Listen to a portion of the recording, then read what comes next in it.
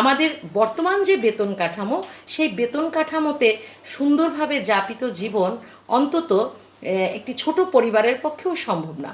বর্তমান যে বেতন কাঠামো আছে, মানে এখানে একজন কর্মচারী, আমি যদি বলি সরকারি কর্মচারী যারা আছেন, তাদের যে বেতন, আপনি অবাক হবেন, যার বেসিক হচ্ছে মানে 16,000 কিংবা 8,500 টাকা, বা এই যে বেসিকের যে বিষয়টি, এই আপনারা দেখেছেন কিছুদিন আগে একটি আমাদের ধর্মীয় যে একটি উৎসব ঈদুল আজহা, মানে এটি কিন্তু ধর্মীয় গাম্ভীর্যপূর্ণ একটি মানে আমাদের সকলের জন্য একটি উৎসব।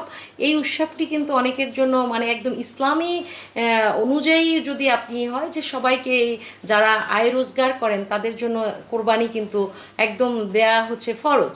তো সেই জায়গাটায় দ্রব্যমূল্যের যে অবস্থা, একটা কোরবানি করতে গেলে আপনার কি মনে হয় যে এই যে বোনাসটা, এই যে যিনি বেসিকটা পাচ্ছেন, যে বোনাস উৎসবটা পাচ্ছেন, এটি দিয়ে কি এটি মানে পালন করা সম্ভব? এটি কোনোভাবেই সম্ভব না। পাশাপাশি ধরেন হাজব্যান্ড ওয়াইফ এবং একটা ছেলে কিংবা একটা মেয়ে আছে, তাদের জীবনযাত্রার মান এবং কেউ যদি 20,000 টাকা বেতন পায় কিংবা 25,000 টাকা যদি সর্বসাকুল্যে তার সব কিছু মেনটেন করে যদি 20,000 টাকা বেতন একজন কর্মচারী পায়, সেই 20,000 টাকা দিয়ে আমি মনে করি একটি সংসার পরিপূর্ণভাবে 15টি দিনও অতিবাহিত করা সম্ভব নয়।